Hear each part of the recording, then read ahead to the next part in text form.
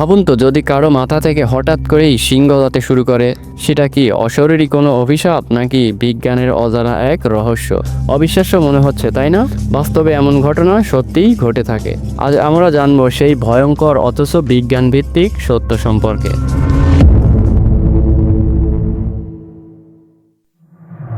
ভারতের মধ্যপ্রদেশের এক ছোট্ট গ্রামে থাকতেন শ্যামলাল যাদব।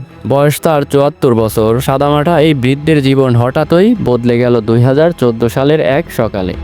সেদিন মাথার সামান্য আঘাত পেয়েছিলেন তিনি। শুরুতে ভেবেছিলেন কেটে গেছে বা চামড়া ফেটে গেছে, কিন্তু কিছুদিন পরেই লক্ষ্য করলেন মাথার ঠিক ওপরের দিকে একটি শক্ত উঁচু অংশ গজিয়ে উঠছে। দিন যায় মাস যায়, সেই উঁচু অংশ ক্রমেই লম্বা হতে থাকে। ৬ বছর পর তার মাথায় দেখা দিল একেবারে সত্যিকারের শিংয়ের মতো কিছু। দেখতে অনেকটা এক শিংওয়ালা শয়তানের মতো লাগছিল তাকে। গ্রামের লোকজন তাকে শয়তানের অভিশপ্ত মানুষ বলতেও শুরু করলো। শ্যামলাল কাঁচি দিয়ে নিজেই তার শিং কেটে ফেলার চেষ্টা করেছিলেন, কিন্তু কিছুদিন পর সেটি আবার গজিয়ে উঠল।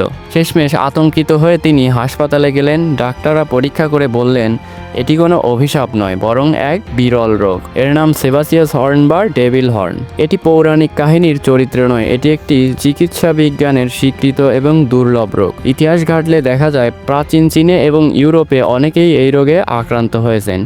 এই রোগ এতটাই বিরল যে বিশ্বজুড়ে মাত্র কয়েকশো কেস নথিভুক্ত হয়েছে, কিন্তু এই কয়েকটি ঘটনায় চিকিৎসা বিজ্ঞানের দৃষ্টিভঙ্গি পাল্টিয়ে দিয়েছে।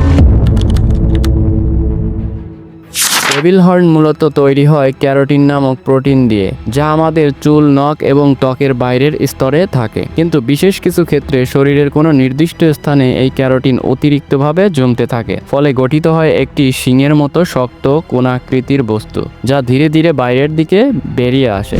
এই শিং সাধারণত দেখা যায় মুখে, মাথায়, হাতে, কান বা ঘাড়ে। এটি ছোট একটি গাঁট থেকে শুরু হয়ে বছরের পর বছর ধরে ধীরে ধীরে বেড়ে বিশাল আকার নিতে পারে। গবেষণা বলছে ডেভিল হর্ন এর প্রধান কারণগুলো হলো অতিরিক্ত সূর্যের আলোতে এক্সপোজার, বৃদ্ধ বয়স, ত্বকের দীর্ঘমেয়াদী ইনফেকশন বা ক্ষত। আপনার কি মনে হয় আজকের আধুনিক যুগেও কেউ যদি রাস্তায় কাউকে শিং নিয়ে হাঁটতে দেখেন, তাহলে মানুষ তাকে কিভাবে দেখবে?